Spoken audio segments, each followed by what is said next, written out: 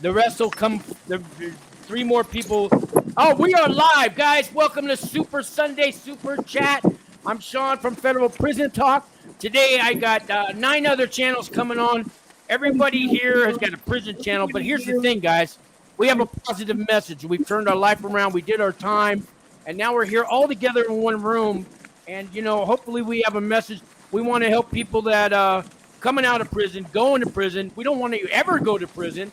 Or if you're curious about prison, here's the time.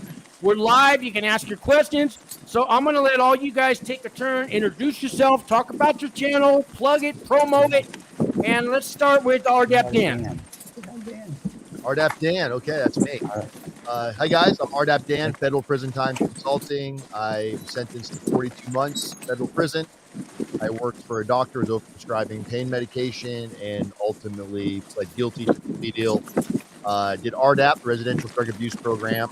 I was not taking any accountability at the time of committing my crime. I was blaming on everything else, the government, the people that told on me, whatnot, and got out of prison and realized that I was my own enemy. I'm the one that put myself there.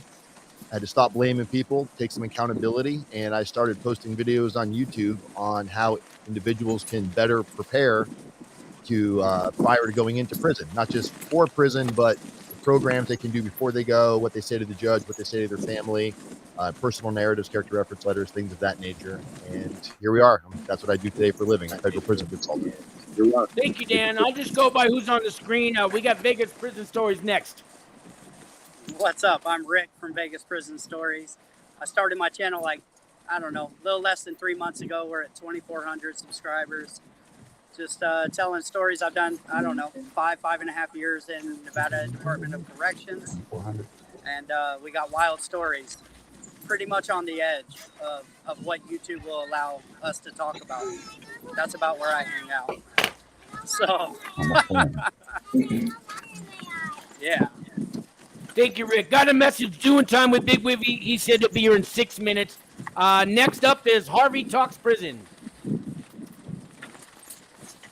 I started my channel about a year ago. I went to prison in 1987, got out in 2016. I went there for a guy who was using my brother. And just got out a few years ago, started my channel a year ago, and so I'm just kind of giving messages to young people for their stay out of prison. Thank you, Harvey. Next, we got a newcomer, guys. We need to give her love today. Her name is Lauren. Did a whole bunch of time in California prison. Her channel is The Whole Truth. Lauren. Well, hi, everyone. So I am just launching my channel. I was on Sean's program and kind of got inspired to do it myself because I think that I have a lot of good knowledge and information that I can pass on to people. I've done 4 prison terms. The last one was a very long time, and I think that I have a lot to offer people. And I'm here if you have any questions. Thank you. Next up, we got the superstar. Try not to look at the supermodel behind him, but we got Matthew Cox in the room. Hey, be real quick. Maybe you can mute the. I forgot the gentleman's name. The guy at the beach. Yeah. Oh, is it too loud? I'll jump in the car. Well, we're getting feedback and stuff or something. Well, you can mute him when he's not talking. But anyway, take the. Oh, yeah. Here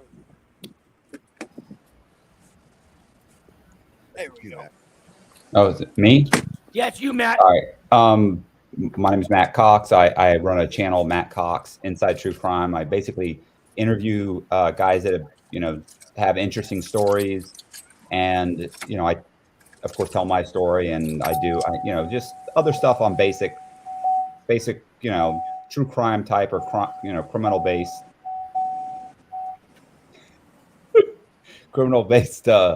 It's live. What are we gonna do? Dan, you did. What'd you say? You got 42 months? 40, yeah.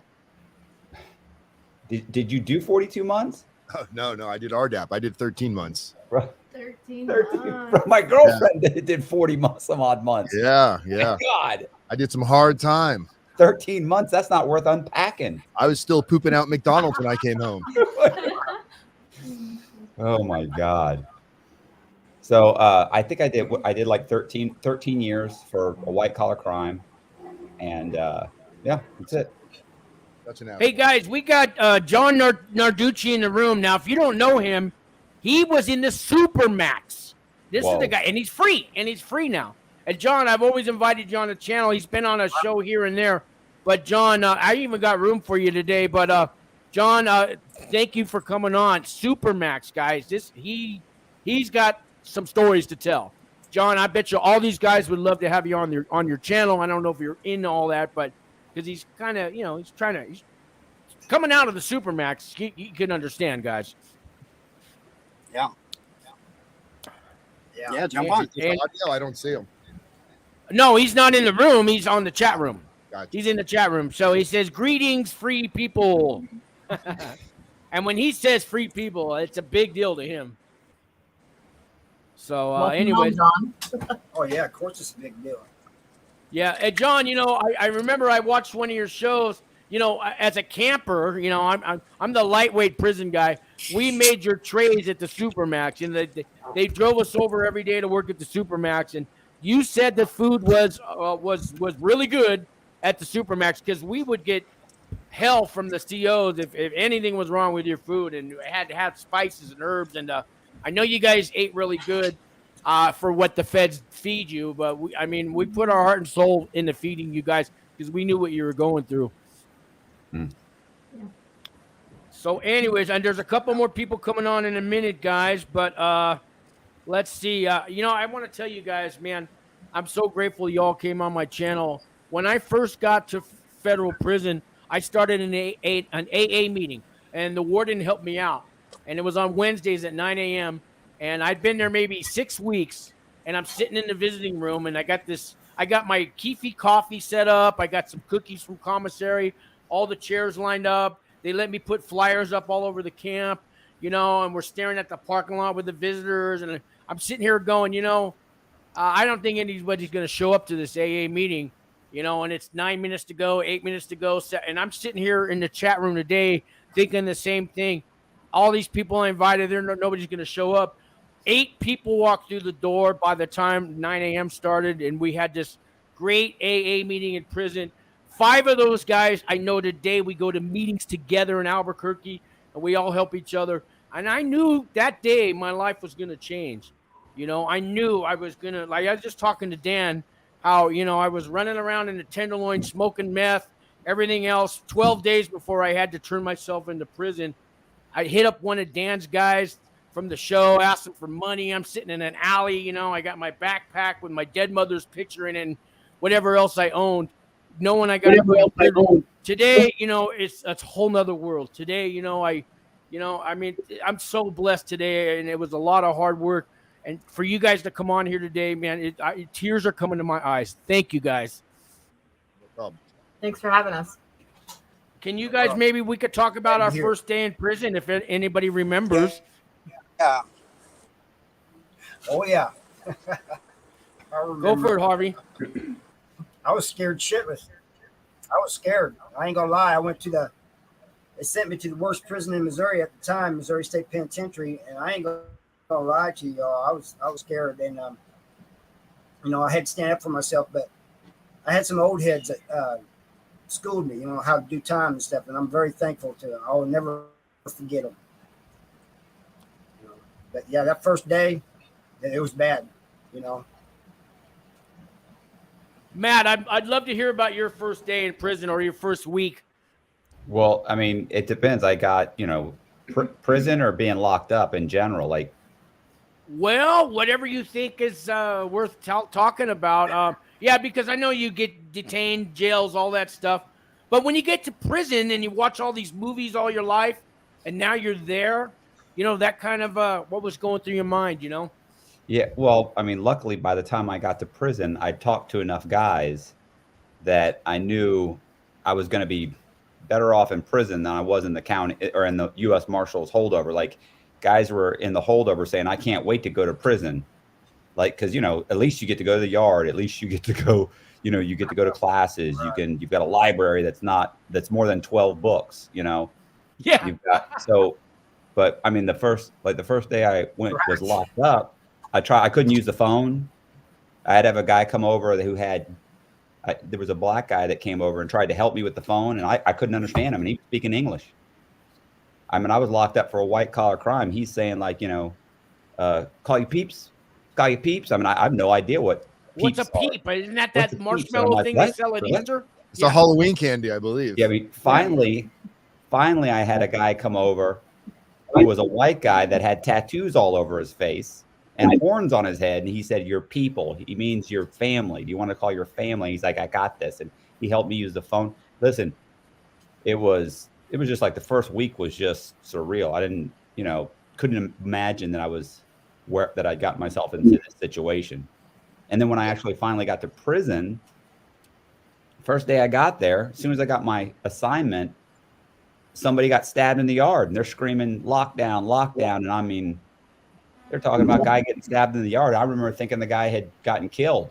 And the guy, my roommate said, no, he just got stabbed up a little bit. Just a little. Just a little bit. Like I was like that. Anyway, but I remember thinking they're stabbing each other in the yard. Don't go in the yard. I mean, yeah, I was terrified.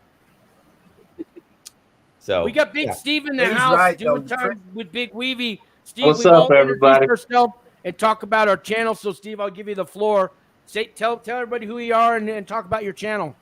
My name's Steve. I live in Beckley, West Virginia. I'm a hillbilly, as you can tell and hear. I got a thick accent, so if you don't understand me, just kind of try to figure it out. Do the subtitles in your head. I have never stepped foot in a prison. I've done bunches and bunches of recurring jail time. Just sucked myself back into the system left and right. Probably 3 years total. You know what I mean? 4. It's mostly shockers, 30, 60, 90-day shockers from probation violations for this and that. You know what I mean? Add it all up for us. How much time is that? I can't. I'm trying to. Man, you're looking at upward of 30 some times in jail. So I mean, I'm saying I've probably done, with the sentences that I've completed that were in jail, just jail sentences for petty crimes, this and that. I'm looking at upwards of 3 years. Okay. So you qualified today. But the thing is, I never got to go to a comfy spot. I'm always stuck in a nasty county jail. You know what I mean? That's the bad thing.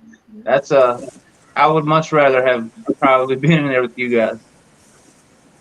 Welcome back, Rick. I know we lost you a couple times. Yeah, I'm out here with the family trying to do a bunch of things. So all right. Family time. Okay. So what are we talking about? First day in? First day in, Hollywood movies and all that stuff, and now you're finally there. You guys are all gonna have a hard time beating mine. So I'll say. My first day in was pretty easy because everybody kind of knew who we were. My best friend, when I was running around and we got caught the first time, is Terry Nichols' son, Josh Nichols, and we call him Bomber. And we got arrested together. You call him Bomber? Yeah, I try not to anymore. It's pretty fucked up, but that's what we nicknamed him when we were young. So they all knew who we were when we got there. So there was. Wait a minute! You nicknamed him Bomber when you were young, before the Oklahoma City thing happened. So he was kind of destined. No. It's after. It's after. Oh, okay. It's after. Yeah, he moved to Vegas after his dad did what he did. So I've done a story on. And Josh then you too. called him Bomber. Well, that's still messed up. Yes. Yeah. I don't call him that anymore. I call him Josh. I've called him Josh for the last 10, 15 years. But he's fighting a kidnapping case right now, so he's pretty. Yikes. He's like his dad. Is that federal? No, it's a state thing in Nevada. Okay. But they tried to give us the habitual because we were robbing trains, we were stealing cars, all of that. Robbing Dottie's casinos, it was all that.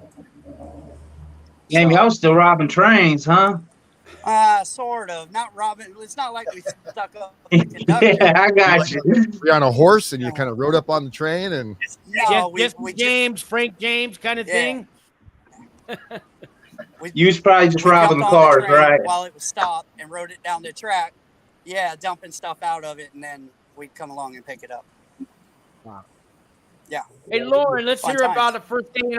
Let's hear about the first day in a women's prison. Lauren, tell us. Well, Yeah. so Yeah. for me, you know, I was 21, my first day in prison, my first time in prison. And county jail is rough in Los Angeles for women. So I had heard, all the, oh, it's so much better when you get up there. Although I was still apprehensive about when I actually hit the yard. A lot of my fears were not realized. So it's kind of a culture shock, but it was a lot easier than county jail. I my first term, I had a blast. There was no ifs, ands, or buts about it. I went to fire camp, and it was not a deterrent for me at all to go back. So, yeah. Okay, well, so we need to hear all these perspectives. I mean, And, granted, when you're in there for a little bit longer and you're exposed to other prisons than fire camp, then you get the real picture, and it gets pretty rough, just like the men's prison does. Women don't politic like men, but they are vicious. Women are bitches, and they will shank you over drugs and pussy. So Yeah, mine shot me in my ass and stabbed me. She didn't stab me really. She ripped me open with a piece of glass about 50 times on my back. yeah, So can lids, whatever. yeah, she spent her last 5 years of her life in prison, though, and then got out and died. Oh wow. Yeah, it sucked really bad. hey, Matt, if your girlfriend wants to come in here and talk through, she's welcome. She's one of us, right? Yeah, she's kind of shy. Actually, her story is on my channel. I interviewed her. It was rough. She's super shy. She was on a 60, but she was on a 60-man meth conspiracy. I mean, in Okeechobee, Florida. I mean, she's got a hell of a story, but she's just super shy about it. But she's getting better. She's getting way better. I actually watched the she was on there a few times, I think, right? Well, she was on once. Well, I mean, obviously maybe your new one. No, she's on the new channel, and I interviewed her on the old channel. She did pretty good. Great on the camera. She looked. What's the new channel called? Inside the Darkness. And I like that. Well, here's the reason. What's it a rip off of again? Soft white underbelly. So the thing is, I don't know if you guys interview. Matt, though. I don't know if you. Well, that's the whole thing. Watch me. The problem is getting guys to show up and be interviewed is extremely difficult. So if you're gonna get them, if I can get them to the studio, I might as well have them do a solo interview that has nothing to do with me. I just turn on the cameras, put them in a room, and have them talk to the camera.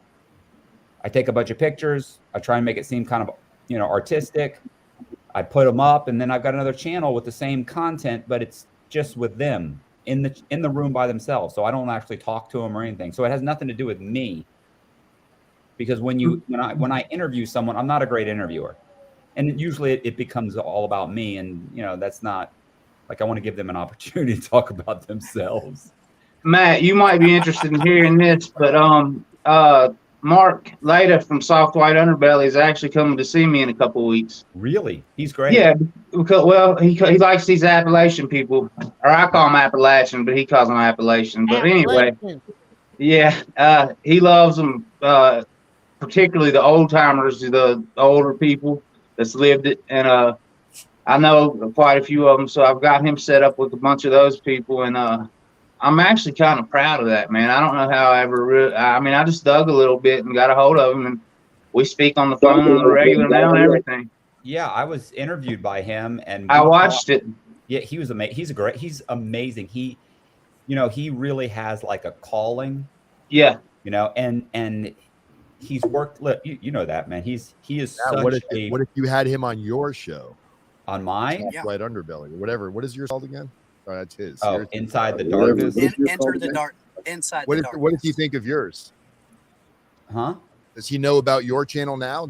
Has he commented on? Oh, I have no idea, bro. I've got like 1,000 subscribers. Like, I mean, and this is like I joke about it make because it sound like that's nothing. It took me fucking 2 years to get 1,000 subscribers. you didn't work at it either. You're not working very hard. I was three- man. It took me 3 months. I feel like 3 months. I'm getting KO'd by Mike It took Tyson me over 5 months, but I'm only a little over 2,000 now. But My content is only you got to work, guys. interesting. You got to work at it. You do have So to you work. guys under 1,000 subscribers out there, listen. You got to put in the work. You know, I mean, give them some tips, guys, because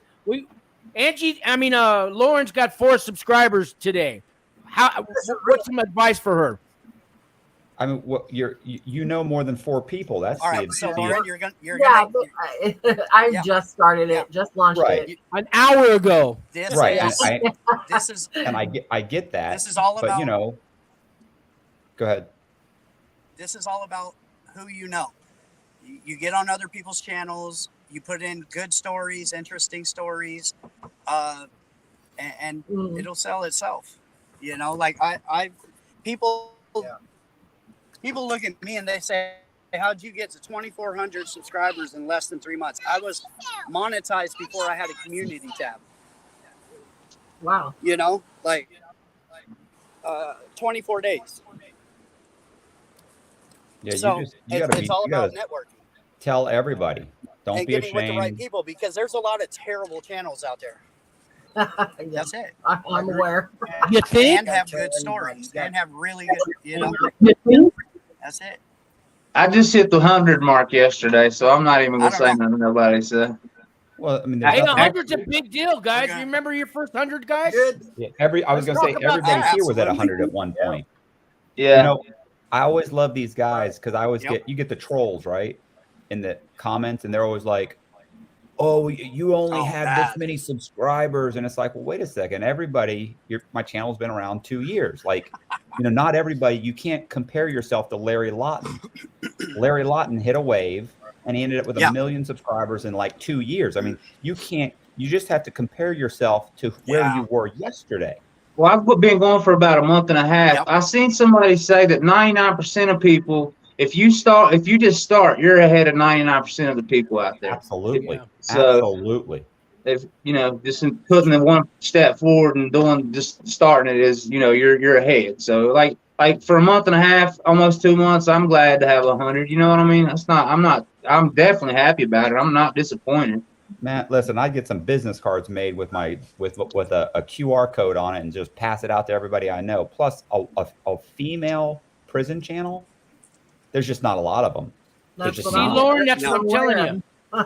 And that's the great thing about YouTube is that, if you have a niche, it's the first opportunity anybody's ever had that has a niche that actually you're better off being extremely unique. Yep. Yeah, I think the only thing that has been hindering me is how when you've done a lot of time, you get to be an introverted person, and it's hard for me to become more of an extrovert to actually do this. You'll come out of that. Yeah, you have to Extrovert. stop caring what people think. It's not Dan that. from London That's is it right there. call me back. Go to my channel. Extroverts thrive Uh-huh. on this on YouTube. They do. When you will throw yourself out there, I make myself look terrible every time I'm on camera, but I laugh at myself about it and I move on. But you got to take chances and you just got to put your personality out there. Good advice. Thank you. Yeah. Yeah, Definitely. absolutely. Listen, I know guys that go through their videos and every time they say or they do something, they remove it, they edit it. That's a I do bad that. idea. I That's do a that. horrible idea. Horrible. I hate it. You're not- I hate it. Because now you're not relatable. Nobody's I know. watching you nobody's watching me because they think I'm a professional. Right. Yeah. They're watching me because I'm relatable, because I'm honest, because I say it the way it is. And I can drag out a story for an hour and a half.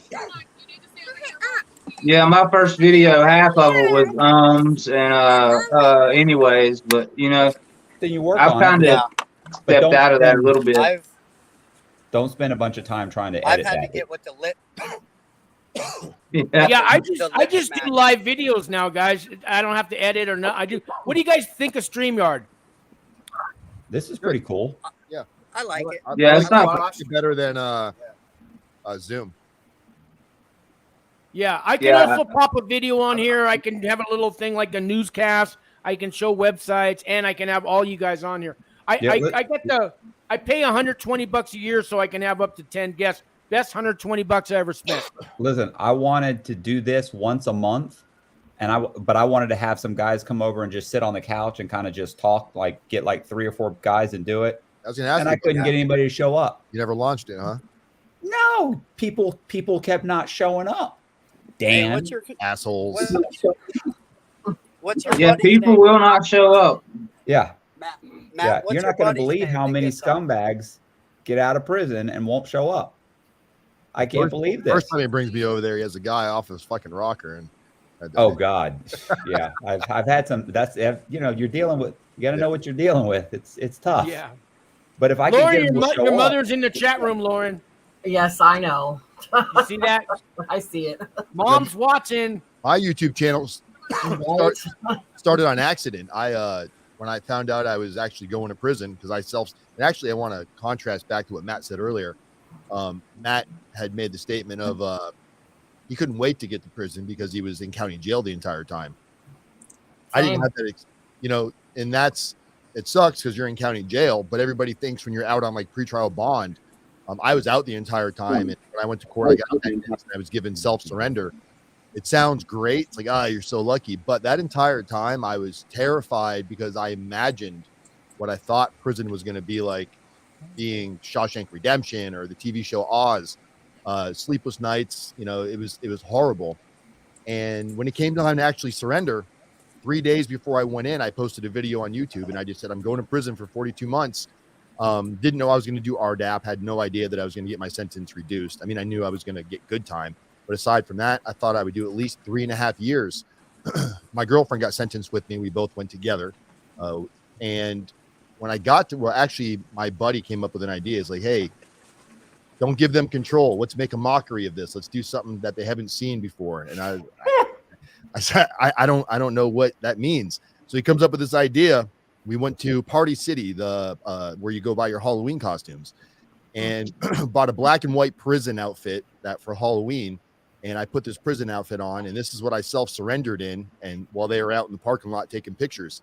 So my first day into prison, I thought they were going to get the humor in it. And when I got in there, they had me wait for quite a while. When I walked up to the door, I buzzed the door.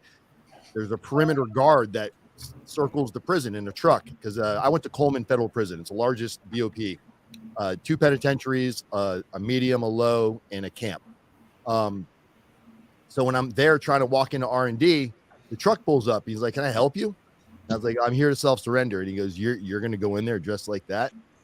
And at this point, I didn't really want to, but I had already kind of committed to it. And I did a bunch of Molly the night before, and I was just, my mind was completely wrecked. First time I've ever done Molly.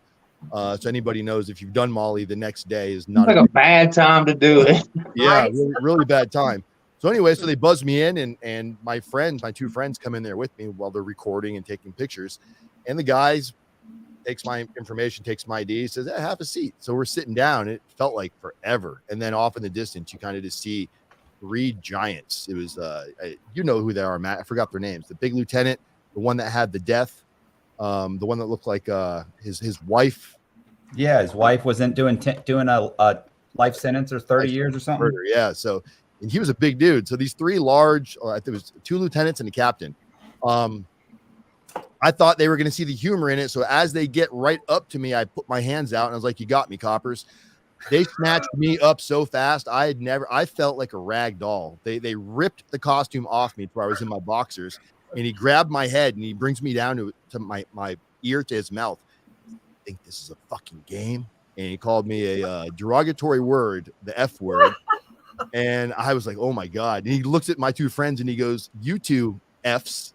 get at. And man, I'd never seen two people scurry out so fast, and I thought I was toast. But ultimately, after that, once I got into prison and saw it was nothing like what I imagined it being on TV, the prison costume ended up, once they saw that I wasn't crazy and they didn't have to put me on like suicide watch, about a month into it, they all said behind the scenes it was actually pretty funny.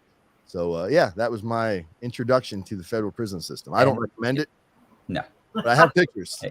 Hey, and I was in the prison. Oh, he was there when I did it. Yeah. And I had everybody heard. Everybody heard. Do you know a guy showed up at the wearing prison stripes? And prison I was like, for me was like my college experience. I dropped out of high school. I didn't go to college, obviously. In high school, I was very quiet. I didn't talk to anybody. It's very introverted. I was just afraid of my own shadow and made a bunch of excuses for it. And then in prison, because of that, everybody was like, "Are you the guy that wore the prison costume in?" And immediately gave me a little bit of like clout variety in the prison. And I started doing the credit repair classes. But prison for me was overwhelmingly positive. Granted, I didn't do a long time because of programming, but those programs didn't come to me by like, "Oh, you're just going to take the programs." Most people in 42 months don't serve 13 months. So I really did push every benefit I could to get in and out of there as soon as possible. So you and Matt were in the same institution at the same time? Yeah, but we didn't know each other. We weren't friends.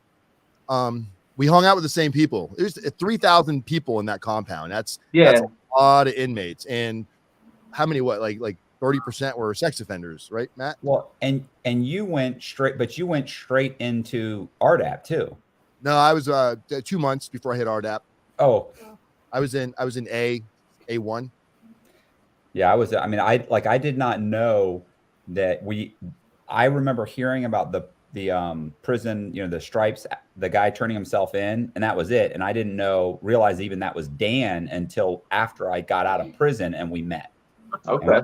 And realized, and then when he told me that story, I was like, whoa.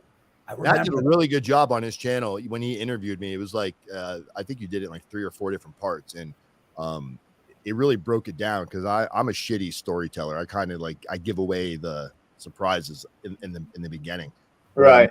Matt, you are the best storyteller out there right now. Matt, I'm so tuned in when I watch your channel. Oh, he's definitely honing his craft. I've been watching it for a long time.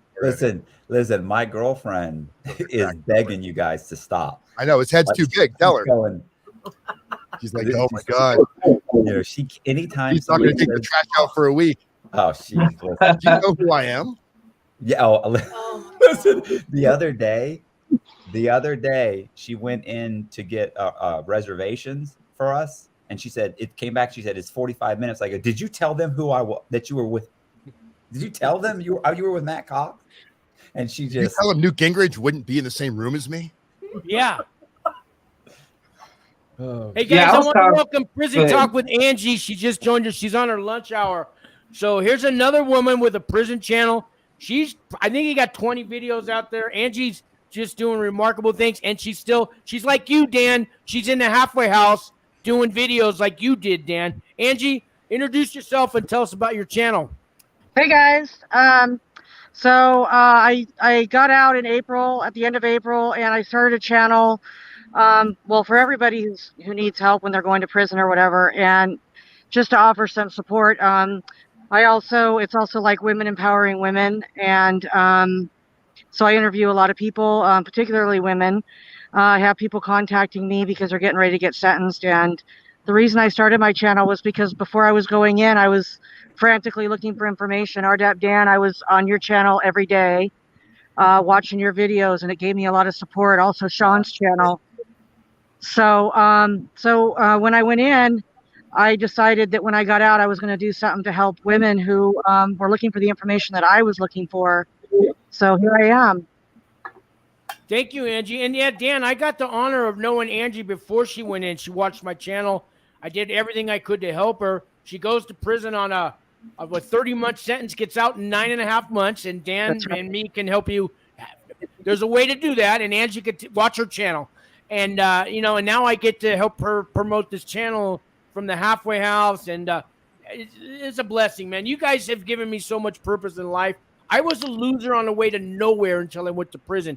And you would think, and I've been to jail not as many times as Big Steve, but you would think that's a wake up call. No, it took federal prison.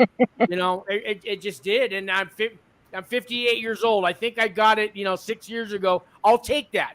So I'm 50 and I finally get it. At least I finally got it. You're doing good, man. Angie, I wanted to. Does the halfway house know that you're doing the videos? The halfway house doesn't know, but my probation officer knows. Okay. And I actually do most of my shows from home because I get 48-hour passes all the time, every week.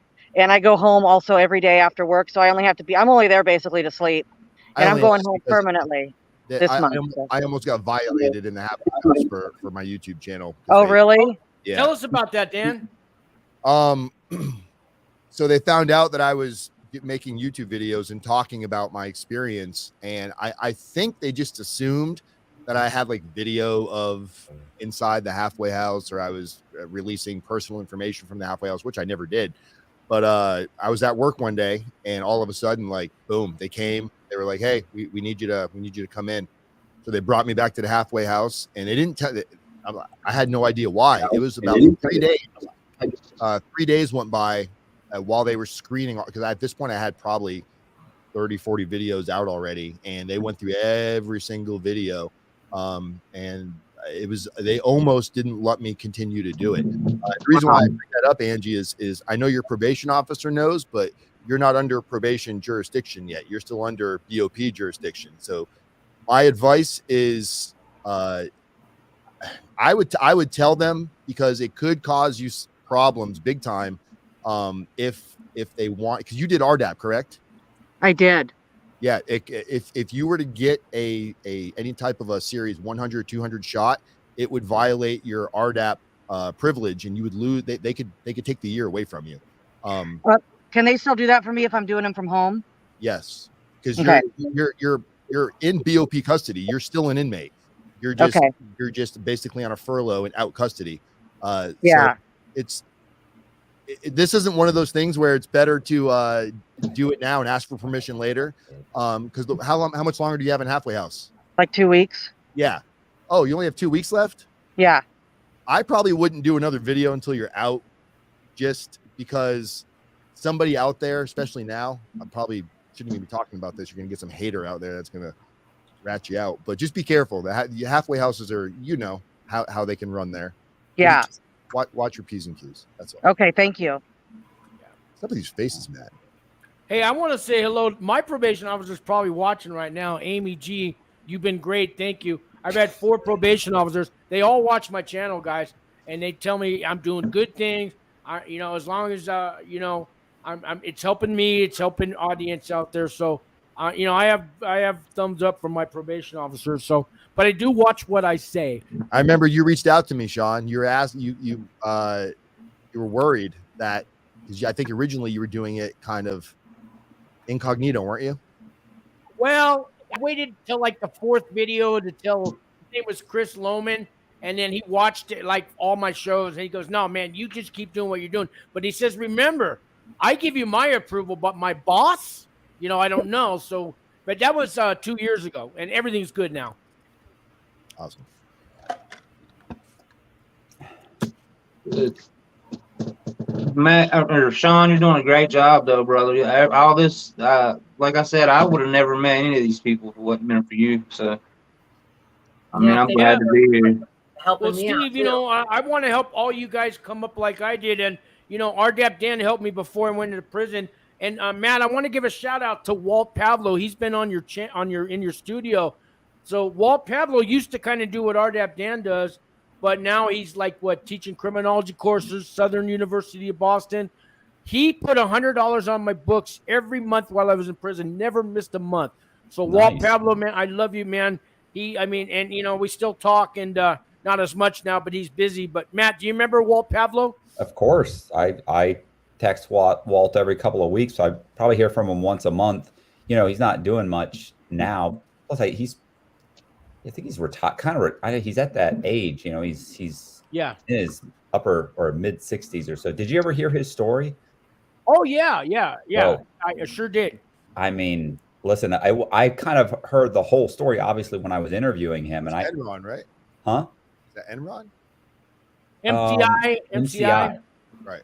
But I mean, listen, the I mean, the scam that he was running was like, I just went, when I heard it, I was like, oh my God. Like I didn't think he had it in him.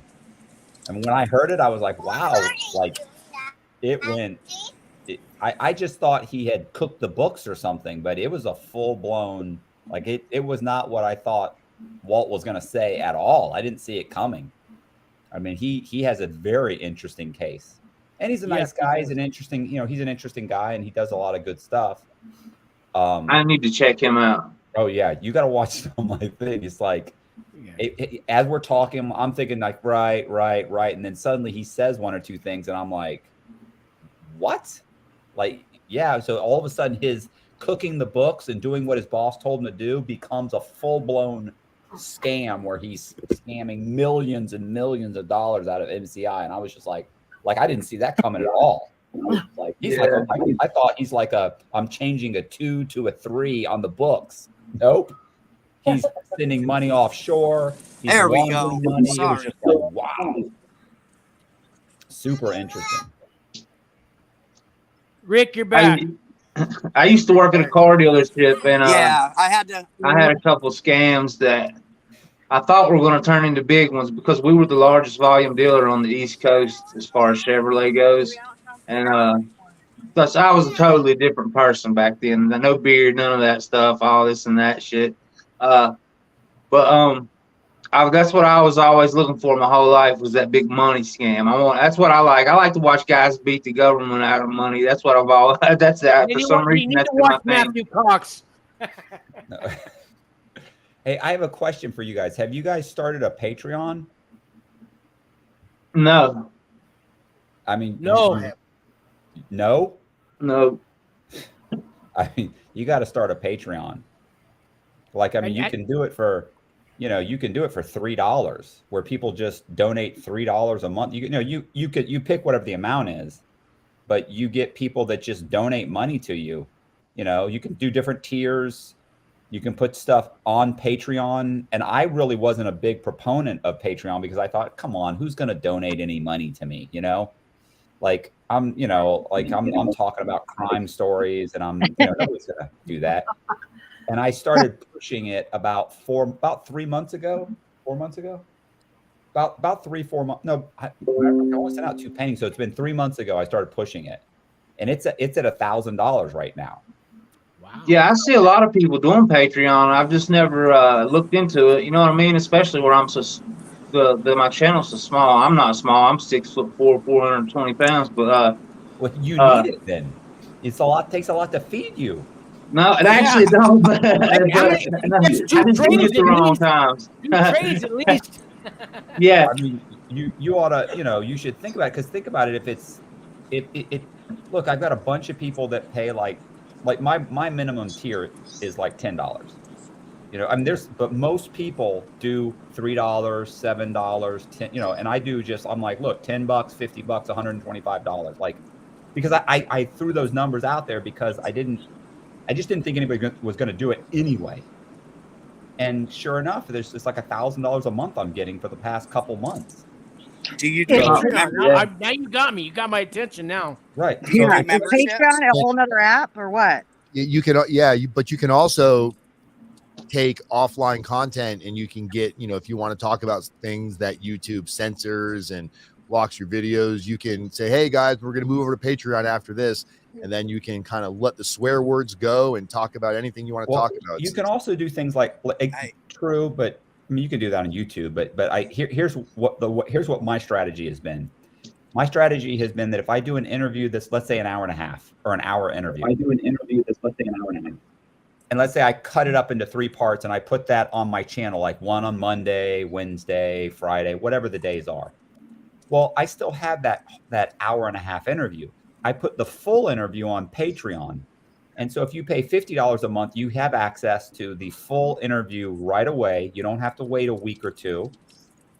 And then once it's been up on Patreon for 2 or 3 weeks, I then release the whole thing on my channel even though I've already released the whole thing in parts.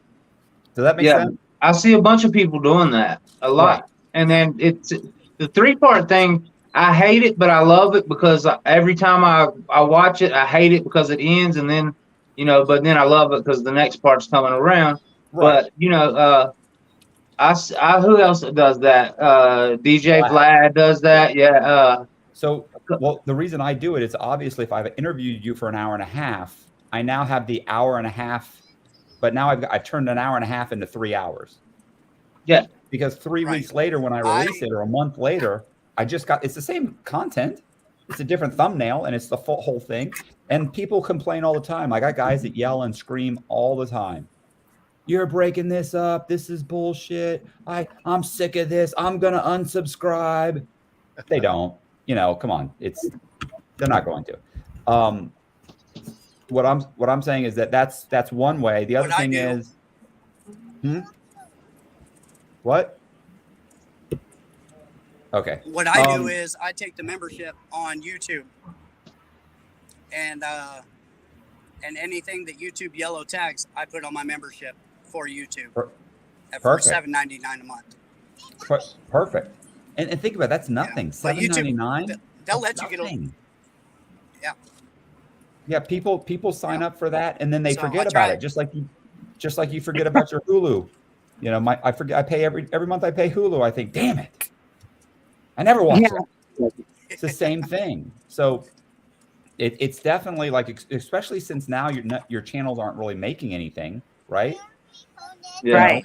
You're trying to get monetized, and even when you get monetized, you're going to make $30 a month. But the good thing is that I made about $450 this month so far. Right. I mean, that's great. Look, so the way I look, but it's not. I want more. No, obviously. But the way I look at it is this. The way I look at it is this. What can you dump 2 hours a month into, or 2 hours a week into, that progressively just grows and grows and has the potential to just blow up? Like, you just don't know. So do you have to get a following on Patreon just like we do on YouTube? No, because people are donating. They're giving you the money. They're pledging $12 a month or $7 a month. I think you mean, how do you get the people that subscribe to your Patreon? Okay. It's going to be your subscribers and your when I do a video, whenever I do a video, like 2 minutes into the video or 10 minutes in or 5 minutes in, you say, hey, by the way, you do the whole YouTube. Hey, by the way, if you like this video, do me a favor, go to my Patreon and you can subscribe and support me. I have 3 tiers, $10 a month, and you get a thank you. That's all you get. $50, and you get advanced access to videos. For $125 a month, you get a painting, because I paint. But for you guys, you could do what most people do is like, hey, there's 1 tier. It's $9.99 a month to support me, and I really appreciate it. And thank you so much. I want to keep putting out content like this. And okay. I mean, and then what you do is you can have a link. The link is in my description, and then you go right back to your video. I made a little commercial where I say that, and now we just drop it in. It's the same commercial over and over again because I don't want to say it. I hate saying it. I feel fake. Matt, you also have merchandise. The Teespring or something? Yeah, I don't make anything on the Teespring. My merchandise sucks. But so what do? I make $30 a month, $50 a month. Like, I don't even push my merch. I wouldn't even wear my merchandise. The shirts suck. I need to work on that, but trying to maintain a life and do this, so it's tough. Yeah. Hey, Matt, real quick before I forget, Matt, my boss has a question for you personally. Her house is paid off, and I told her all about you. Is she safe now from title theft or mortgage or fraud because her house is paid off? Does she have anything to worry about? What's her name and address? No, I'm just joking. Yeah. No. Her first pet was named Poodle. Yeah, right. I get it. So, I mean, no, she's not safe from title theft. I mean, it doesn't. Even if she had 2 mortgages and had an IRS lien, she's not safe from title theft. Do you hear that, Ann? I know she's going to be watching.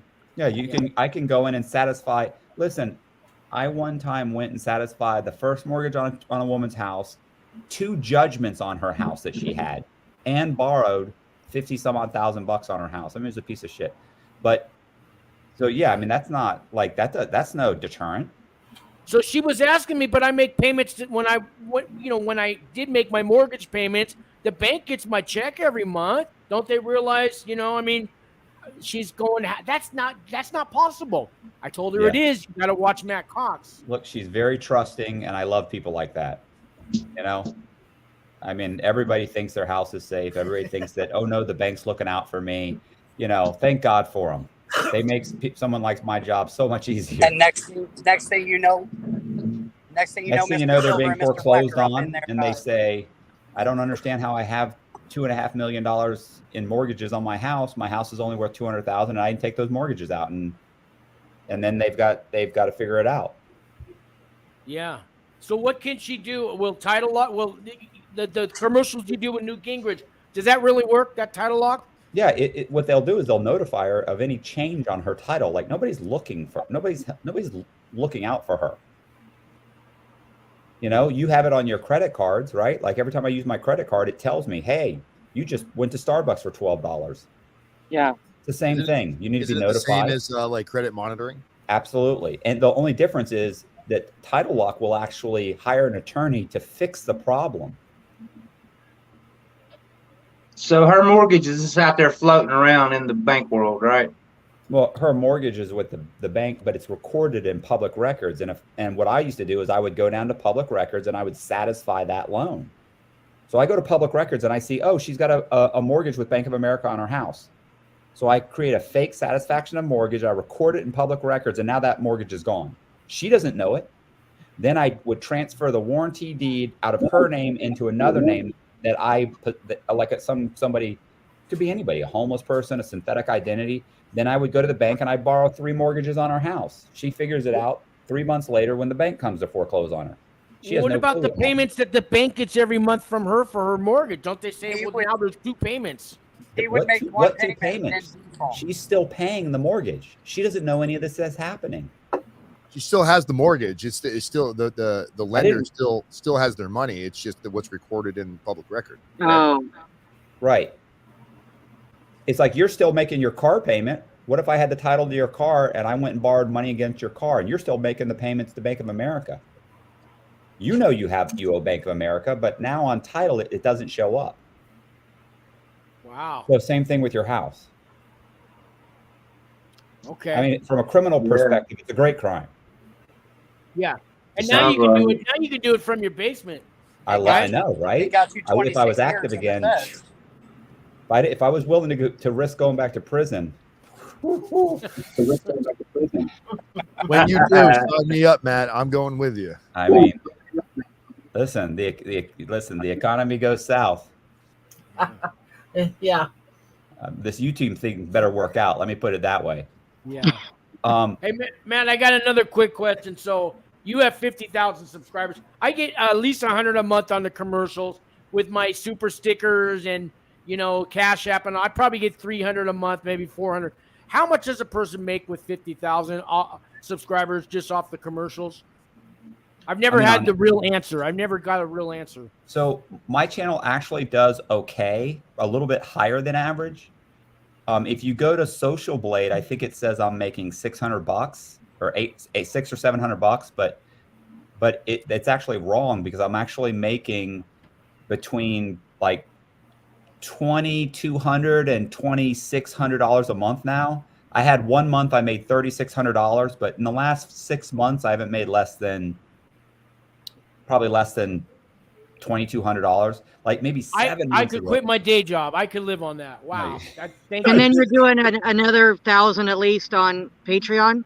And I'm doing about 1,000 on Patreon. And then of course I have my book. I have books. I make a little chunk of money that pays my car payment, my insurance. I've got, so I have.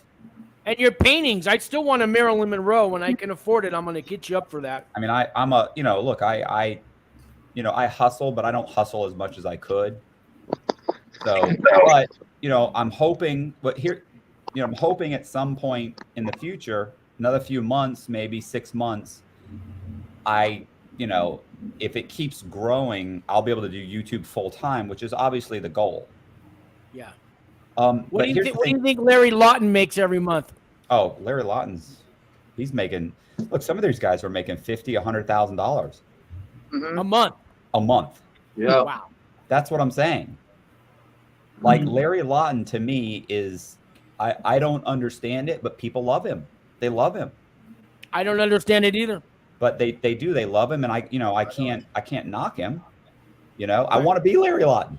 Wasn't he Yeah, at Coleman? yeah, yeah. Wasn't he at Coleman, Matt? Hey, man, I'll be Wes Watson if that's what it takes. Oh my, listen, Wes Watson. Let me tell you something. If you guys are thinking of, do you want to hear any, huh? If you want to hear anything, if you want to hear any ways to grow your channel, do review videos. I don't know what happened. About that. I don't know. I can't see. Like all I can see is myself. What fucking happened? Okay. I put you on solo for a minute. I gave you the spotlight. You're back. Yeah, I'm good. I don't. I've seen myself. Yeah, So I bet you am. what I'm saying is, if I was you guys, you want to grow your channel. Like I did a video on Wes Watson. So did I. Wes Watson, his fans love him to death. Most of my videos, 98% of it is all praise for me. On that video, 98% of the comments hate my guts. Bro. And all I said was that he was like a cartoon character. I was like, he's like so over the top, aggressive and angry. And now we dragged it out. I was like, this guy's my worst nightmare in prison. He causes me anxiety just watching him. That video's got something like 70 or 80,000 views. It's gotten me thousands and thousands of subscribers. I did it. I have 31 or 32,000 views in 2 months on my Wes Watson video, and it has probably made me about $120 this month. Right? Listen, this is the thing. If you do other people's prison channels, you end up conscripting their subscribers. The other thing is, you know who Jessica Kent is? Yeah, I know about her. Okay. I don't like her anymore. Okay. Oh, I like her too. Well, here's the good thing, the interesting thing. I interviewed her, and what she told me, and I had kind of thought about it, but she actually pushed me. Was she was telling me, you need to do your story. Like I go on other channels and I tell my story, and so she goes, you need to break it up into 10 or 15 parts and do your story. She has put it in a in a playlist, and she goes, that way when you go to other people's channels, you can direct them to it. And on my channel, I can direct people. Man, my story, I broke it up into 7 hours of me telling just my story going up to prison. Everybody here, whether they think they have a story or not, people will become interested in you. They'll become fascinated with you, and they'll watch 7 or 8 hours of you telling your story. Break it up. I have a playlist that says my story. Right. Yeah. So you break it up into 8 or 10 parts, 30 minutes to 45 minutes a piece. Put it together and then release it slowly. I mean, that's so much content, and your story. You were born with, my daddy didn't love me, and mine is, my dad's an alcoholic. My daddy didn't hug me enough. Everybody here is, listen, and I don't even have a bad childhood, like compared to other people, abuse, sexual abuse, handcuffed to, radiators, beaten, horrible growing up in high school, picked on. Raised in an orphanage. Absolutely. You see what I'm saying? The whole progression of what led you to end up in prison can be 6 or 8 hours. It doesn't matter whether you think it's interesting or not. Believe it or not, people are fascinated with you. Yep. And I don't know why, but they are. I remember watching a video before prison, before I went in. I was Googling on YouTube and found, I don't even know who it was. I can't remember. Some kid in his car who just got sentenced to like 20 months in the feds, and it was an old video. He'd already gone in and came out and just never did anything with his channel. But it was I was taken back by it because it was something that I was going through in that moment. And I think that's the moral here is all the stuff that you guys and me and Matt that we've gone through. It might seem like it's not that big of a deal. Nobody's going to care, but somebody else that is relating to it, that's kind of going through those footsteps, they're craving for somebody else to kind of give them a guide. There's no guide. There's no prison guide. Most YouTube channels on prison, most prison channels are just glorifying the prison and tattoos and how to make prison snacks, and Yep. it's fun to watch. But for somebody that's getting ready to go through the program or getting ready to go into the system, in state's a whole nother ball of wax. It's being a prison consultant. It's hard because I don't, at this point, I guess I'm afraid to change my content at all, because the way I make a few $100 a month off of YouTube. My money is made from the people that watch my videos that end up hiring me, or their attorneys hire me. And an average client's paying $3 to $5 grand for the services that we offer. And, we do 2 or 3 clients a week. To switch up how I do things now, it's kind of, it's scary, because what if it doesn't work? Start a second channel. That's what I've done. That's the whole background you guys are seeing right now. Is we just bought a whole new studio, and we're trying to do it. We're going to get Matt over here. You won't come though. You won't come, will you? Me? Yeah. Bro, I go to Tommy's. I go all over the place. I'm not paying you. You're I just flew up to New Jersey. I just flew up to New Jersey. Woke up at 4 a.m. Got on a plane. Who paid for it? What, the plane ticket? Yeah. The guy that flew me, but I didn't get paid by him. I did that just because I like him. He's a nice guy. I'm just kidding with you, Matt. So driving across the state to go to, you live like 3 hours from me, right? Yeah, that's not a big deal. And when I say I'll show up, I'll be there. I don't leave anybody hanging. Oh, this is never going to get this will never be lived down. We're going to make a video. Hey, you guys, let's give a shout out to Tommy. Tell these guys about Tommy, because I love that channel. Tommy, you do? Oh, MSCS? Yeah. Oh. You guys, maybe I'm the only one now. Yeah, I don't know. I spoke to Tommy today. Okay. Tommy, okay. So I met Tommy. Tommy, what bothers me about Tommy? He won't tell his story. He actually has a good story. You're right. He has an interesting story, but he won't tell it. He's terrified of criticism. He won't watch the comments either. No. He can't take criticism. Like, I have no problem with criticism. I don't care who hates my guts. Call me whatever you want to call me. I don't give a shit. And that's what paying my bills. You don't mean anything to me. Well, he did blow up that channel. I mean, come on. I know the beginning. The beginning. Okay, but now I think it's legit. Now, what do you think now? Still no? Crazy. Really? Crazy. That's crazy. I've got to check this He's got some guy. big See fucking who you're names talking on there. about. Everybody's got on there is like, it's a big name. Yeah, I understand. He's got deep pockets. That he does.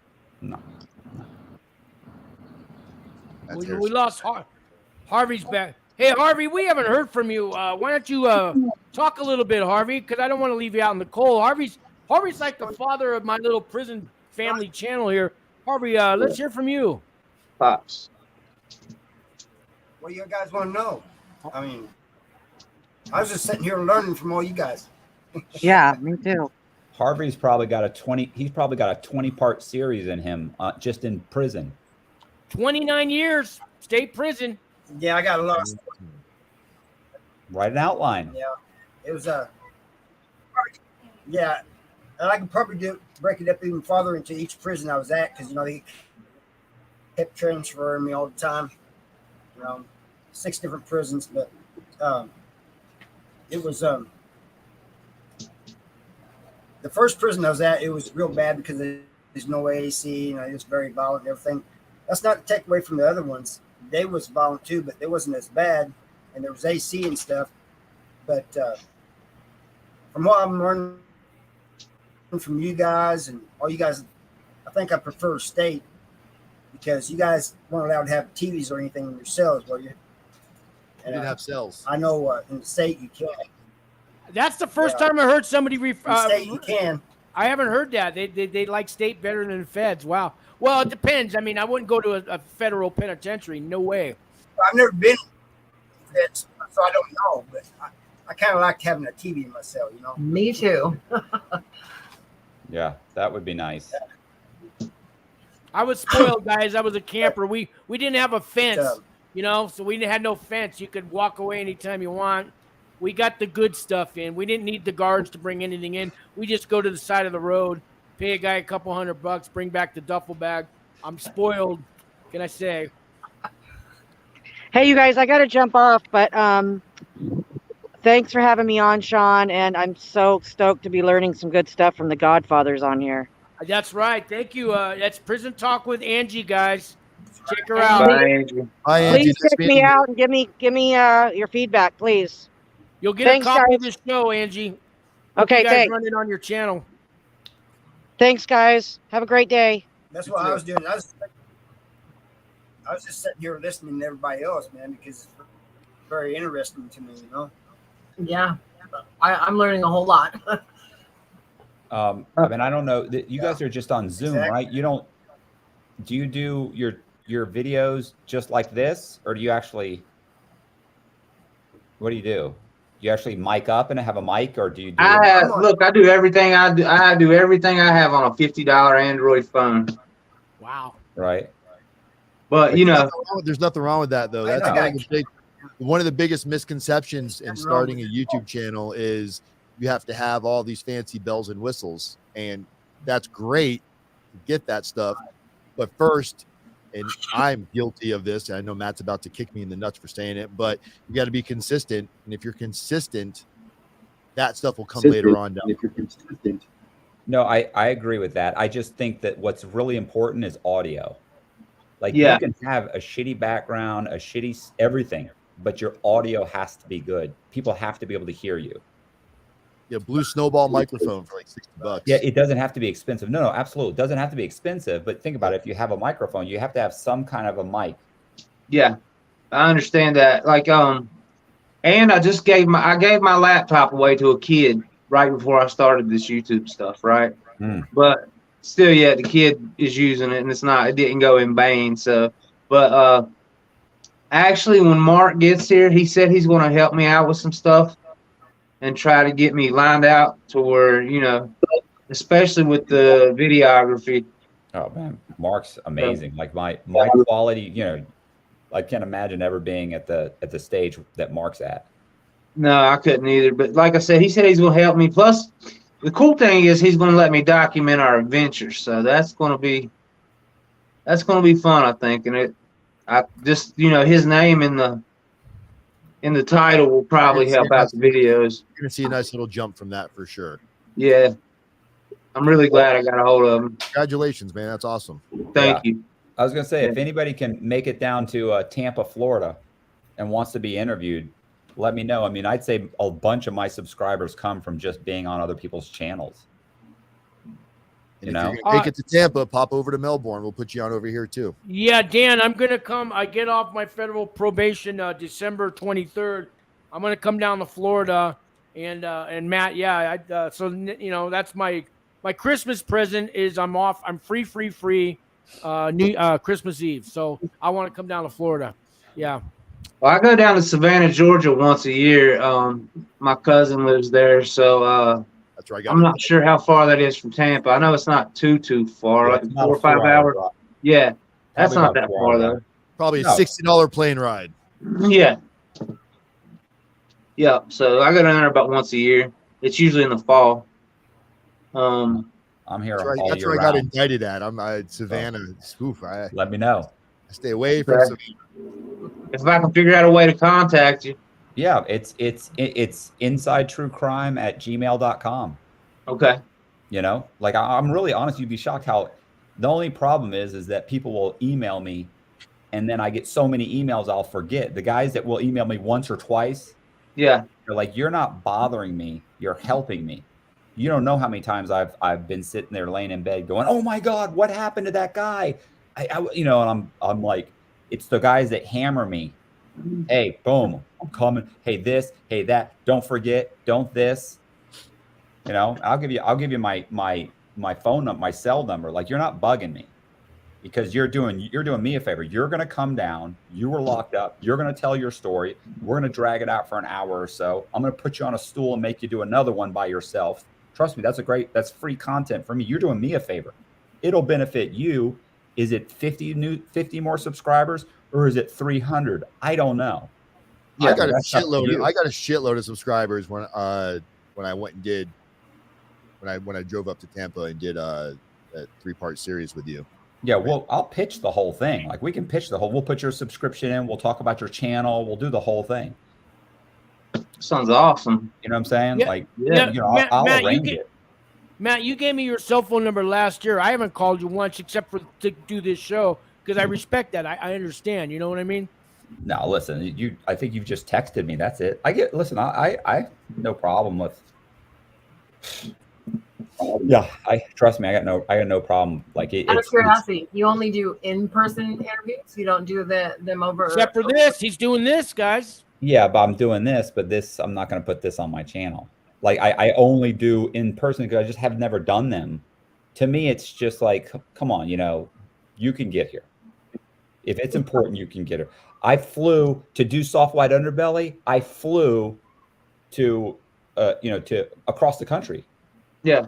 I arranged it so that I had multiple other channels I was going to go on, and I went on all those channels. Not all of them. I think one of them I didn't make it. I went on those channels. Give me a year or so.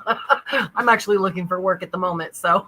Right, but in a year from now, you'll have more content on your channel. Yeah. Oh yeah.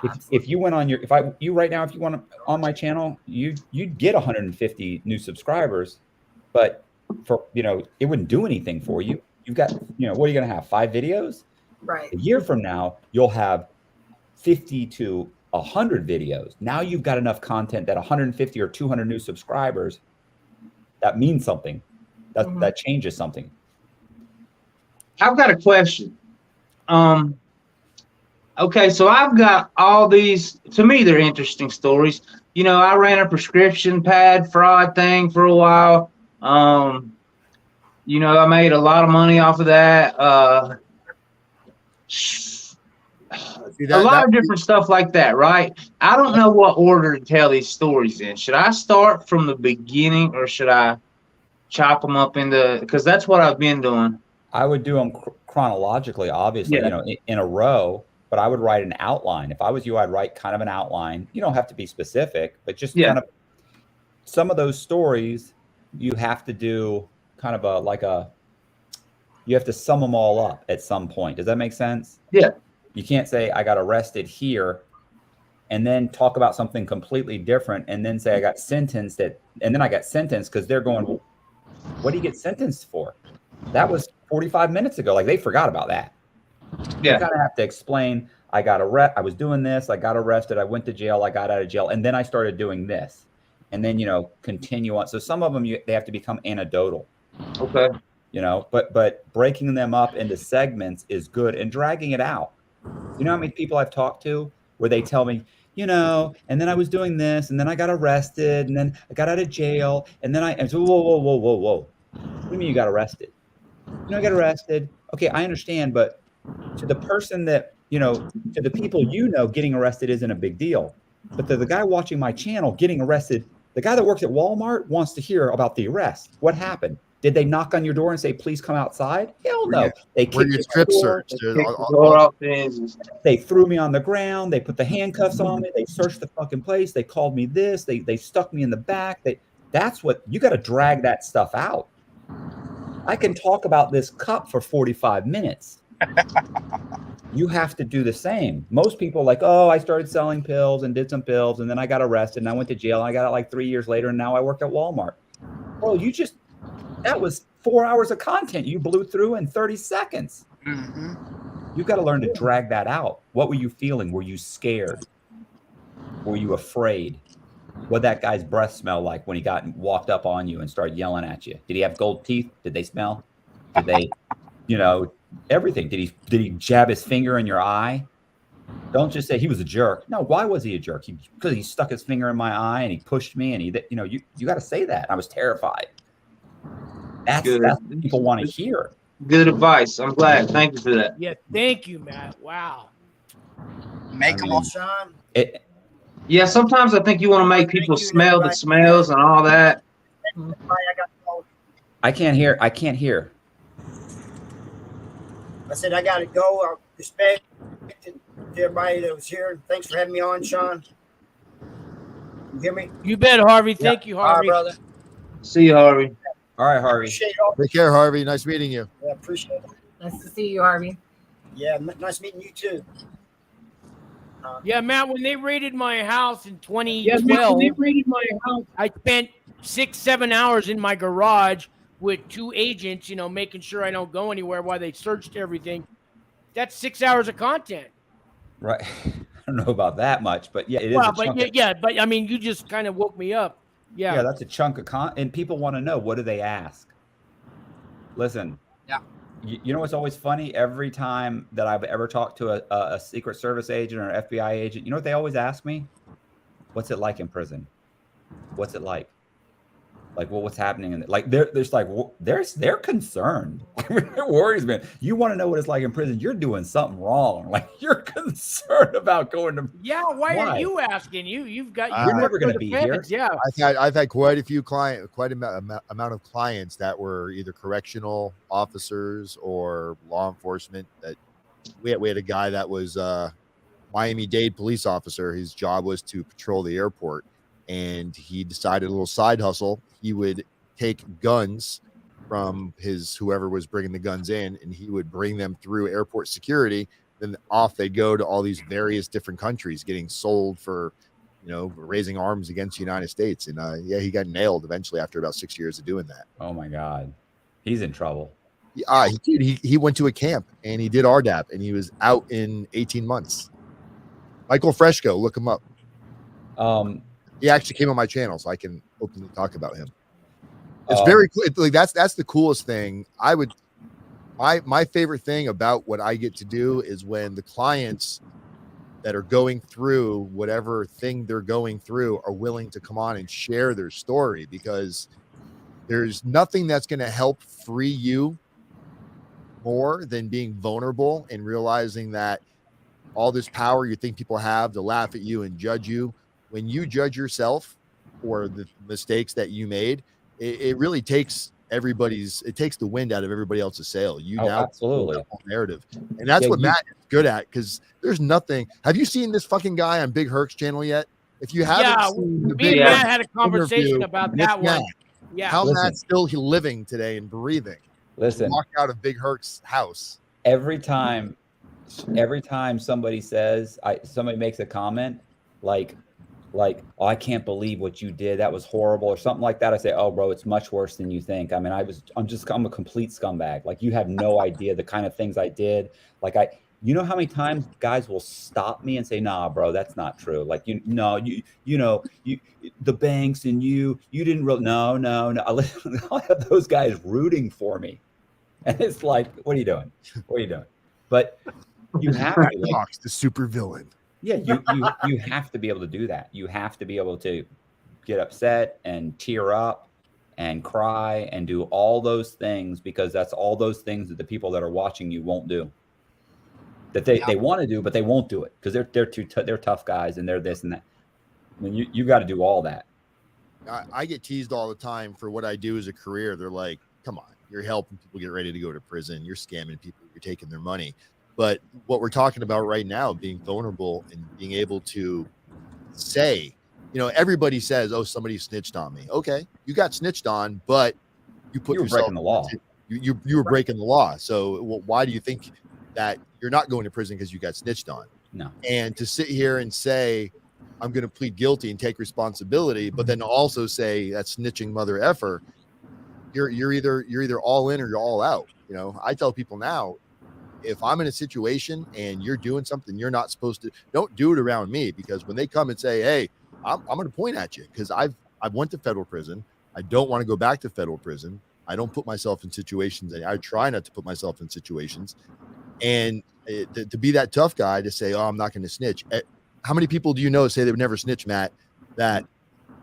All of them. None of them. All of them. Yeah. 100%. The only people I know that don't snitch are there was nobody to snitch on because they were like in a crime by themselves, or it was some kind of a organized crime where if they were to tell, like, the family is going to get like murdered or beaten or kidnapped, or they weren't facing any real time. Say it again. Or they weren't facing any real time and it was too late. Everybody else already told on them. Like, there are situations.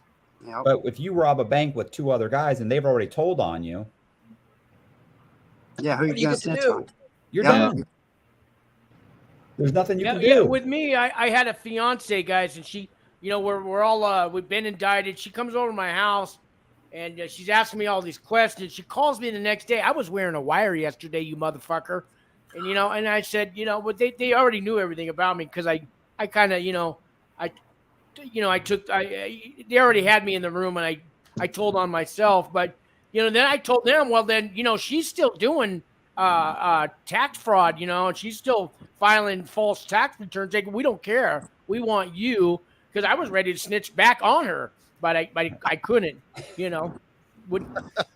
Too late. Too late. They did me a favor because a month later she hooked up with some other guy, you know. She still Yeah. got 29 months. She beat you to it. Yeah, she beat me to it, but hell, yeah, no. Hey, I got- 20 years or 2 years? Really? You're sitting in the room, nobody's looking. 20 years or 2 years? What are you going to do? Listen, I got to say, everybody, Sean. Oh, go ahead, Matt. everybody that cooperated against me did the right thing. They absolutely did the right thing. And I'm still friends with everybody that cooperated against me. Every single one of them. I made it a point to go out of my way to talk to them, to have lunch with them, to see them, to be friends with them, to let them know everything's good, to help them, to do anything I can because they did the right thing. Yeah, That's just the way it is. I was telling Steve the other day, if some creepy van pulls up and they're sneaking 2 little kids in the house, and then some weirdo pulls up and he stays an hour and he comes out, I'm calling the cops, man. There's something going on there, man. I'm sorry. You know? Yeah, Yeah, well, you're- definitely. It's called having healthy relationships. If you're surrounding yourself around people that you're gonna have to, you know, even when you come out of prison, you're now a convicted felon. You can't be around these things. You can't be around drugs. You can't be around guns. So if you still have old friends that are coming to your house and they're eventually at some point putting you in danger, because maybe they're not doing stuff at your house, but if they're still out actively dealing, selling, gangbanging, whatever it is that they're doing, if they're being watched, maybe the day that they get hit is the day that they come to your house when your kids are out there playing. Yep. And all this shit goes down. You're adding yourself You have to nobody to conspiracy. blame but yourself. And if you Right. think telling on somebody is the real problem is you've allowed yourself to be okay with these types of situations in your life. And that's the part that baffles me is, how are you not seeing that it's not anybody else's fault? You are contributing to a lifestyle that can only end this way. They're drug dealers. They're who was it? You said I'm trying to learn everybody's name. The gentleman in the bottom left with the glasses in the van. Rick. Vegas You prison. were saying how you were used to rob cars and do these things. You know, that's pretty serious shit. That's, you know, dangerous, I should say. Like, you're putting yourself in danger and other people in danger. Now you've learned from that. But when you see other people doing that now, doesn't it blow your mind going, you're not just doing it for yourself. The people that you care about that are around you, they're going to be the ones that when bullets are flinging, that they might be the one to catch one in the face. Yeah, that's why I don't hang out. I moved away from Vegas. I don't talk to anybody I used to hang out. Well, how hard was it to turn that? But I don't hang out with them. How hard was it for you to make that comprehension of fuck, that this can only end badly, not just for me? I turned 20 locked up. I turned 30 locked up. When I got out this last time, everybody I knew was doing life sentences. It was pretty easy for me to say, I'm going to finish my parole. I'm going to get the hell out of Vegas before I end up with a life sentence. But isn't it crazy that it's not easy for some other people? How it clicked for you, that doesn't happen for everybody. Some people will always, because I mean, let's be real. When you live a life of crime that pays, to go to a non-crime lifestyle usually is taking a drop in your paycheck for a minute. It's really hard. It's really hard. It's really hard to not have the things that I know that I could just have easily back then. So kudos to you, my man, because, you know, I never lived that kind of life. You know, I was a fucking idiot that went and worked for a doctor and turned a blind eye. And I was not, I should have looked back at the red flags and not made all these excuses to go, well, the doctor's the one writing the prescriptions. It's not me. I made all these excuses, even though looking back now, I was contributing to pills going out on the street just by working there, facilitating a job, kids getting these, parents getting these, destroying families. So the fact that you've identified that and now you're doing what you can to change others, You can't put a price tag on that. And if you just keep doing things for the right reason, I promise everybody in this room right now, if you keep doing what you're doing for the right reason, everything else kind of falls in place as it should. Thank you, Dan. I agree. Yeah. I've been out 11 years now, and I haven't had any contact with the police in those 11 years. Congratulations. So Hey man, shout out to Rick. That's my boy over there. I like You him. like a chip for that. have Yeah, a family. and So you move to the really got a woods. message, Rick. You got a message that it can be done. You can change, yeah. but you got to. Here's my thing. How many psychiatrists does it take to change a light bulb? It don't really matter. The light bulb has to want to change. It depends on how much you pay them. And that's so true though, because it took me several returns to figure out that I didn't want to live like that anymore. Well, that's me. I've been locked up. I have 23 failure to appears. That means 23 times at least I've been arrested. Yeah, And then one day I was just done. more than that. And now I'm on YouTube making stories about it. Here And we do are something talking with to Matt Cox. Who would have ever thought? Yeah, I never in a million years would have thought. Yeah. When Sean said Matt was going to Look be at on, that I was thing like, grow all as we go. fuck Look at yeah, it. dude. Look at it. It's getting That bigger. dude's You can't even hilarious. see it on I'll the take- screen anymore, Matt. Yeah, Huh? Matt. This is a big deal to Your me. head's And getting same with bigger. you, Dan. There It's a big deal that you guys are humbling yourself to come on my little channel. And then I'm trying to help out guys. With here we got Lauren with. She just launched her channel 2 hours ago, and you guys are still willing to come on and help us all. So thank you, I thank think you, thank you, Lauren- thank you. I think Lauren needs to do her She's- story in a Yeah. 10-part You're going to series. get on one of my lives, Lauren. You're going to get on one of my lives soon. All right. And we'll start getting your face out there and your story out there. I Yeah, Yeah, guarantee you got a good advantage too, starting off new like this, because you're getting to hear all this good advice right off the gate. Yeah. And I'm very, very blessed for that. Thanks, everybody Sean. in this room will surpass my subscriber count if you unless you stop and quit. But if you stay consistent, everybody in here will pass my subscriber count. What's your sub count? 13,000, I think. Okay. I'm working on it.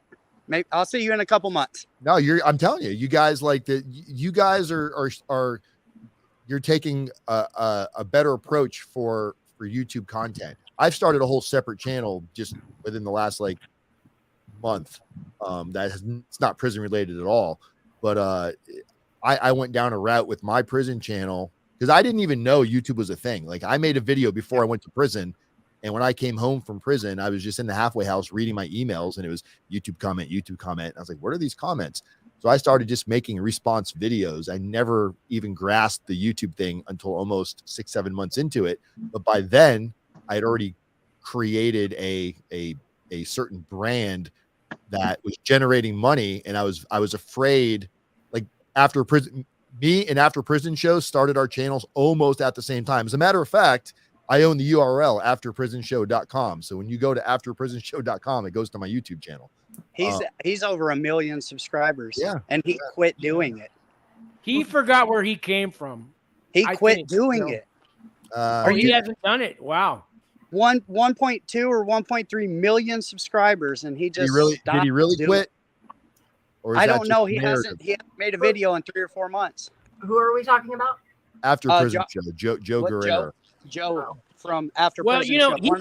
he could kick back and just get checks every month from YouTube. Probably now he That's can, Probably it'll what he's trail off. doing too. Yep. It'll trail off pretty big quick. time. Because YouTube, that's why Matt was talking about earlier when he was talking about how Social Blade gives an average of it's because it's based on CPM, cost per millennia. So for every 1,000 views, based on if Matt's content is high on the chart, he's got good retention. So somebody else like my channel who has low retention, my CPM is probably like $2 or $3, where yours is probably what, $8 or $9. Yeah, I'm I'm at ridiculous $14. Is that What is good, it? Dan? I'm at $14 CPM. Is That's that great. good? I think that's good. It's at what? $14? Yeah, mine's at like 13 and change. Yeah. Okay. 14 I don't good. even know what mine is. I didn't even know anything about that. Mine's at like 3. hey, I got a good question off topic for you guys. On the Soft White Underbelly channel, Has anybody watched the videos about the Whitakers? Yeah, of course. Oh, Okay, God. they live 6 miles from me. Jesus. Really? Yes. I watched the documentary. Yeah, they're very they're different. You know what I mean? People think everybody up here is like that though. Matt, So you should lock your hooks into this guy and bite him with your vampire teeth, because this guy in the middle is going to take off. He's got underbelly coming out. He's got, now once you blow up a little bit, you go on Matt's channel, you do the underbelly channel. You got these Whitaker people 6 blocks from you. Now 6 miles. 6 miles. Yeah. Once you have something to offer, people will come do stuff with you. I think you got your foot in the door. You need to really take advantage of this. Get yourself a microphone and just a cheap webcam, bro. And you're good. What Matt said about doing reviews of other channels, you find one that you don't like and you do a review on it and it will blow up. I promise that was my secret. That was that's how I did it. Is that going to be your niche? Is that going to be your No, oh no. If you go and you look, well, I do a comments video once a week from the Wes Watson fans. And that gives me an extra like half-hour video a week that still makes me money off of Wes Watson. And I just, they're relentless. I'm telling you, 70%, 80% of my comments that come through every week are Wes Watson fans telling me how I'm a fat schlub and I don't deserve to be able to talk about him and look at him and how successful he is and all of his muscles and his cars. And it's like, so I bang on him. His fans, though, let me tell you, they are hilarious. Like one of the guys, some of the comments are like, when Wes Watson was born, the doctor looked at him and said, "It's a man." Another guy comes back and he says, when Wes Watson was born, he looked at the doctor and said, I'm going to need to see your paperwork. I think when Wes Watson was born, he slapped the doctor. Yeah, exactly. That's the kind of like they go on. Look at what the guy's done for himself. Like, we're going to be pushing right now. People are going to be like, "Who's Wes Watson?" People are going to go click on him. Because it's great business for him too. The thing about the reviews is you don't necessarily have to have a problem with the person. You know, you don't have to say, like, I never really say anything horribly derogative about anybody, you know, but I will say, you know, hey, look, this isn't accurate. This isn't correct. That's not what happens. Or in my opinion, because I do stuff on other guys that have been in prison and they do stuff for credit cards and I'll go and I'll say, look, you know, this is right. That's not right. He's not saying, you know, just you talking about another channel will bring people to your channel. Yep. And then your content has to keep them there. Yes. And that's what it is. Yeah. Like I do. Like I did one Wes Watson video and all my other content people watch. Yeah. I do. So, Bandman, a guy named Bandman Kevo. Yep. I know who he is. Listen, every one of my videos has that I comment about him. I've got 50, 60, 70,000 views on it. No, his guys, about half. It's about half and half. Half of them hate me, half of them like me. You know, so I'm saying, you know, and I don't ever feel like I ever say anything. I kind of mock him a little bit, but I never really say anything horrible. I'm going to use the bathroom real quick, guys. I apologize. I got a question for all you guys. So let's your favorite channel and the worst channel. I'm going to tell you my favorite channel is Rodea Comedy. Not even a prison channel with Uncle Vinny. I'll have to think about the worst channel, but Matt, favorite channel and worst channel. I mean, honestly, I'm such a narcissist. I don't watch anybody. I don't even watch YouTube. No. So Matt Cox would be your favorite channel. No, I'm trying to think. I do like Soft White Underbelly, but I don't like all of his content. Sometimes it's hard to watch. And a lot of it's repetitive. Yeah. Well, you know, there's a channel called Biographics. Mm-hmm. Man, I love that channel. It just does biographies. Yeah, I think I've watched a couple. That's what I'm more interested in, is stuff like that. But yeah. Some of you can only watch so many drug addicts and so many prostitutes on, you know, like Soft White Underbelly. That's why he likes the people from up here where I'm at. because they're different, you know. Yeah. All right, he's so definitely Steve, your good. favorite channel and the worst channel. My favorite channel, man, I'm gonna tell you what. There's a comedian named Joey Diaz. I don't know if anybody knows who he is. Yes. Right. I love Uncle Joey's joint. That's that. He's just. I've spoke with him once. That's it. He but that was at a comedy show. But anyway, and I ain't even going. I'm not even going to give the worst chance. I'm too stingy to give up the person's name that I hate channel and I hate the most. I'm the same way. Rick, your favorite channel and the worst channel. Well, my favorite is Pat McAfee. I love to watch that podcast. The sports, things like that. But prison-wise, I don't know. Matt's got a really good channel going. Gunner has a really good. He's funny. I don't know him. I don't know him. So tell me about him. Gunner's Collective or Gunner's Perspective. He has 2 channels. And he just kind of, does all different types of content. He's pretty funny though. The worst, I don't know. I don't really get along too well with A Prisoner's Awakening. Okay. That's Lauren, for sure. Lauren, same question. Favorite channel, worst channel. So favorite probably like Nexpo or Nightmind. And anything that has to do with Jake Paul or Aaron Paul is my worst. All right, I got another question, guys. Favorite TV show? Animal Kingdom is where I'm at right now. Matt? Stranger Things. Yeah. Gosh, I would say the last TV show I really kind of binge watched would be Man in the High Tower and Yes, probably seen that. And probably Handmaid's Tale. Don't know that one. Okay. Rick? Go on. So I was gonna say, like, I'm kind of, like, I'm with my girlfriend at the beach. I have to be going. Like, at some point here, we got to wrap this up. Yeah. No, I know. At least I have to go. It's been an hour and a half, guys. Right. So let me give you guys all 2-3 minutes. Plug your channel, and we'll wrap it up. I'll start with you, Matt. I mean, it's Matt Cox Inside True Crime, and I got a TikTok channel and a Clips channel and the YouTube channel, and check it out. I'm sure the description's in there, and you can't put Matt Cox in YouTube without finding me. So that's true. What? Thank you. All right, Rick, your farewell words. Yeah, Vegas prison stories. We're blowing up. I don't know. I'm a little wild. I think that's why people like it. Okay. I don't really follow the YouTube guidelines, but I do just enough not to get demonetized every video, basically. So I want to intervene real quick. I think this is a success. I think every Sunday I'm going to be super chat.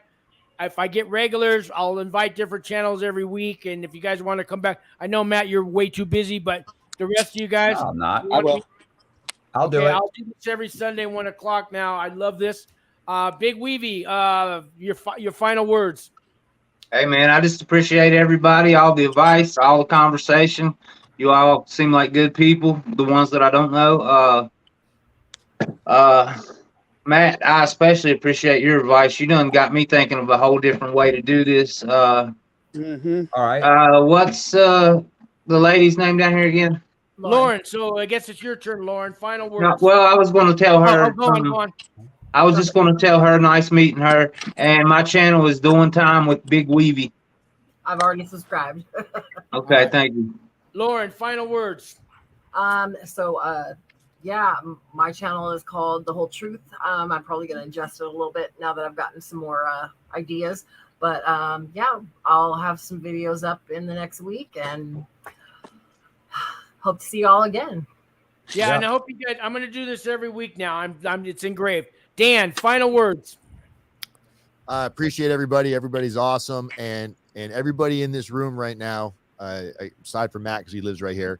I'd be willing to buy any of you a plane ticket if you want to come out and do an interview out here, which is only an hour and a half away from Matt. So, you can make a quick shoot over to Matt's. If anybody's interested in coming out, doing an interview, I'd love to have you guys on, share your story, and maybe we can Keep it going. RDAP Dan, Federal Wow. Prison Time Consulting. Yeah. Definitely. Wow. Hell yeah. More generous than I'm going to be. You got to get to my place yourself. Well, look, I'm going to be blowing you guys up, so don't get mad if I do blow you up. You know what I mean? So No problem. Let me You're the golden ticket, brother. I already know. Yeah. You're gonna go places. I appreciate I'm gonna that. email you. Everybody gets a copy, Matt. I know you said you're not gonna run it on your channel. I might. I'm I'll gonna have to send ask. you guys a copy, and hopefully you run it. But God bless all you guys for coming. Thank you very much. I'm gonna do this every Sunday. Super chat, super stories, super prison, all that every Sunday. Thank you guys for bringing me this far on YouTube. Hell yeah. All right. All right, thank you guys. I'm hitting in broadcast now. Thanks, guys. All right. Peace, you guys.